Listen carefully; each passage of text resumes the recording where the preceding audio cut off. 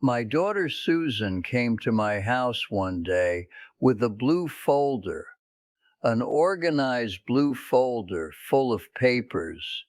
And I already knew that she was going to ask me to leave, to get out of my own house. I'm 97, and I almost did it, almost left everything, almost gave up being who I am. And I want to tell you what happened. I want to tell you why I didn't do it. Because if someone you love is thinking about moving to a nursing home, about going to live with their kids, about just giving up their life, this is for you. This is for them. See, when Margaret died 18 years ago, my daughter Susan started worrying. At first it was small. Dad, did you eat okay? Dad, did you take your medicine? Daughter stuff, love stuff, I knew it.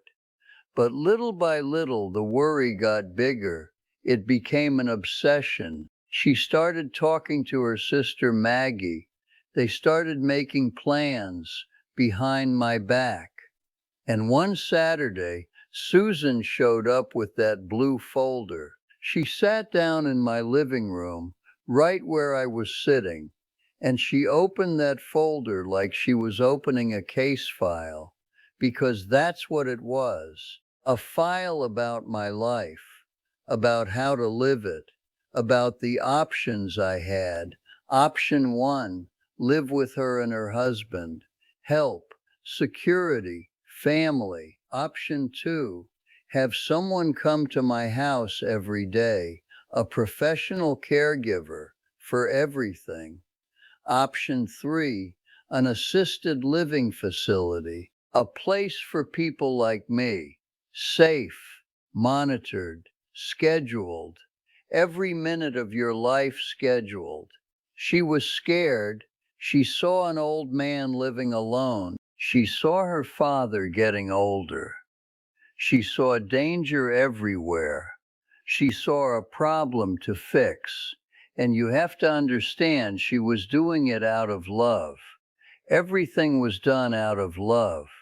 But sometimes love also suffocates you without you even noticing it's happening. I listened. I let her talk.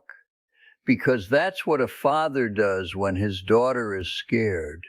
You listen. And then I said I'd think about it. And I did think about it. For weeks I thought about it. The truth is, I was tempted. I was tired. I'd been alone for years. Loneliness is real. It's not something old people make up to get attention. It's real. Some nights my house makes noise and I think someone got in. Other nights my chest feels weird and I think, this is it. This is the moment. And the idea of having people around, people who'd say, okay, I got this, it was tempting. So I did what Susan suggested. I went to look. First, Susan's house, a nice house, modern, full of stuff, full of noise, her little kids, their routines, school, Susan's work, her husband's work, everything busy, everything scheduled. She made me a room, a nice bedroom, clean, with a window.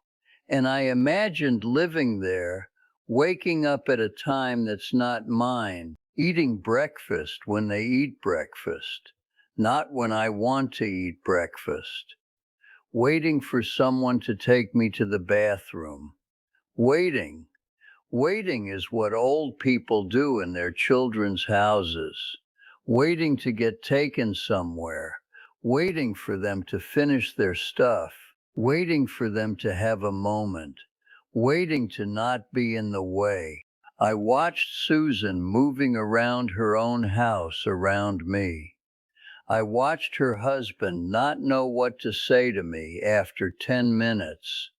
I watched how I was, a piece of furniture, a valuable piece of furniture, but furniture, something you have to work around, and I felt scared, real scared. Not scared of dying, scared of disappearing while I'm still a person, scared of becoming a responsibility, scared that my kids would love me but also tolerate me. So I went to look at the next option, a professional caregiver. An agency sent a woman, efficient, professional. She'd come every morning, clean my house like it was a hospital, make food, but everything disappeared. My coffee disappeared from where I kept it. My things disappeared. She reorganized my whole world to make it more practical, more safe, more like she thought it should be. And I couldn't find anything. I felt like an intruder in my own house. She called me sir. After 97 years of being Henry, being a dad, being a grandfather, suddenly I was sir. A sir that needs to be taken care of. A sir that you're responsible for. She was kind. She wasn't cruel. But the kindness of a stranger in your house is like cold water in the middle of winter. You wake up fast. It reminds you that you're not the owner of your own world anymore. Do you know what I'm talking about? Have you ever felt that? That moment when someone else's system becomes more important than your life. And then there was the facility. Susan took me, showed me around. Nice, clean, people my age, activities, security, everything an old person needs according to whoever runs the place. But on the wall there was a sign, a schedule. 9 a.m. exercise, 10 workshop, 12 lunch, 2 p.m. movie, 4 social hour.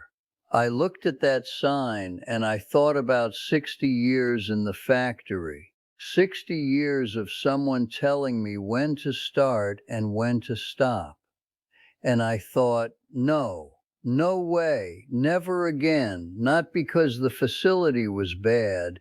It was good, better than a lot of places, but it was a nice cage, and a cage is still a cage even if it has flowers in the windows. So I told Susan, no, I'm not going, she cried, and I held her, and I told her I understood her fear, that I was sorry, but no, that I'd rather live alone than live like that, like a patient, like someone's project. And then something happened, something that wasn't planned, something that didn't come out of a blue folder with options. There's a house next to mine.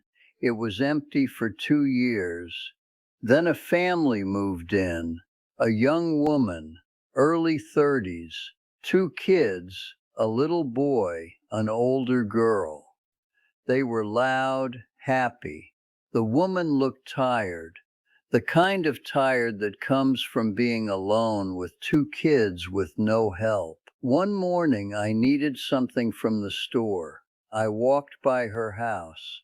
She was outside with the kids, fighting with a bag, a door, a kid who didn't want to go inside. She had the face of someone who's been running on empty all day without time to breathe. I said, "You need help?" She looked at me surprised, like she didn't expect someone to exist outside of her own crisis. "Yeah," she said, "please." I held the bag while she got the kids inside. Her name was Jennifer, 32 years old. Her husband left 2 years ago. I didn't ask why. Wasn't my business. What was my business was that she was alone, like me. Different way, but alone. It started small. She'd knock on my door some days. Can I leave Tommy for an hour? I have a job interview. Of course I could. The kid was 3, strong opinions, but it was being alive. It was having someone who needed me. Her daughter, Sarah, she started coming after school. She'd sit in my kitchen, do homework, and talk. Girls talk a lot. Questions, stories, observations with no filter. Why do your hands shake? Were you old when my parents were born? Stuff that would make most adults uncomfortable, but not me. I answered her. She'd laugh. It was real. Jennifer started coming by, mainly to make coffee and complain about her job, about Sarah's school, about whether there'd be enough money at the end of the month, about if she'd ever find someone, about if she was screwing up her kids, things she'd never tell her family, things you only say to someone who can't judge you because they've already judged themselves. And I told her stuff too, things I hadn't said in years, things about Margaret, things about working my whole life and never actually living, things about the fear, real fear, not the what if tomorrow fear, but the what's the point of any of this fear. And something happened, something no blue folder could predict. She helped me with stuff I couldn't do, going to the store, changing a light bulb I couldn't reach, fixing things that broke. But she didn't do it like a caregiver, didn't do it like an obligation. She did it because we needed each other. I watched her kids. She fixed my house. She gave me company. I gave her a place where she didn't have to pretend everything was okay. You understand what I'm saying? This wasn't professional. This was real. This was what community actually means. One day Susan came to visit. She saw Jennifer leaving, saw Sarah doing homework in my kitchen, saw Tommy asleep in my chair. The chair Margaret used to hate, but that's mine. Susan didn't say anything at first, just watched.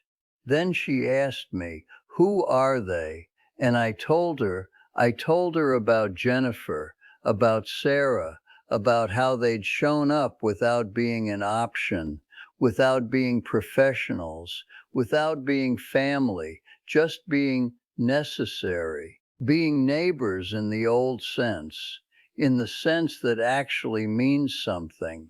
Susan was quiet, and then really slowly she smiled.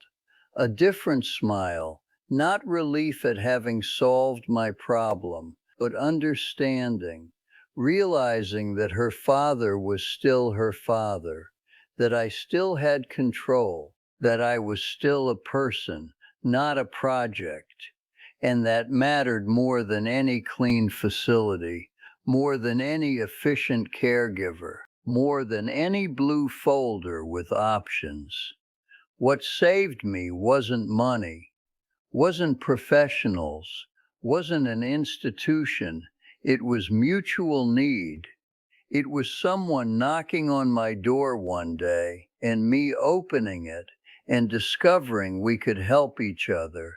That's what nobody tells you when you get old. That loneliness isn't the worst thing.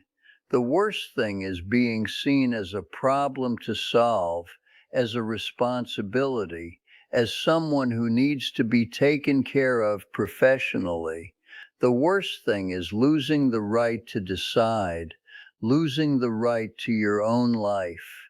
When Jennifer asks me for help, I'm useful, I'm needed, I'm her adopted grandfather in a way, and that gives me dignity. That gives me a reason to wake up. That gives me life. When Susan came with that blue folder, I was scared. I was tired. I almost said yes to everything, almost gave up, almost accepted being managed. But I didn't. And I discovered that life at 97 isn't about being safe. It's not about being taken care of. It's about being seen, being needed, being part of something that matters. Jennifer can't pay me. I can't pay her. There's no money in this, just exchange, just community. The kind of community that existed before we invented caregivers and facilities. The kind of community that actually saves lives. I opened this channel because there are things nobody wants to say, things old people know but that nobody wants to hear. And one of those things is this: don't accept being a problem. Don't let yourself get managed. Don't give up deciding about your own life for comfort, for safety, for the love of people who care about you but sometimes confuse love with control. You're a person. You're still a person, even if you're 97, even if you're alone, even if some days hurt. You're still a person, and you have the right to live like one, not like a patient, not like a project, not like someone's responsibility. How old are you right now? 60, 70, 80? And when was the last time someone asked you what you actually wanted? Without a folder? Without options they'd already decided for you? When was the last time you really decided? Because that's what I learned, that my life is still mine, that my house is still mine, that my decisions are still mine. And the people around me now aren't professionals. They're not obligated family. They're neighbors, people who need each other. And that's better than any solution that comes in a folder. Today, Jennifer and her kids came by for coffee. Sarah showed me her report card. She got a 10, an A, and I told her she was brilliant, and she smiled, and that was enough. That was my whole day right there. So don't accept the folder. Don't accept being a problem. Don't accept being managed. Decide how you want to live. Decide who gets to be near you. Decide if you're going to take the options or reject them, because that's the only thing that actually matters at the end. That you decided, that you were yourself, that you lived on your own terms. That's all any of us can really ask for.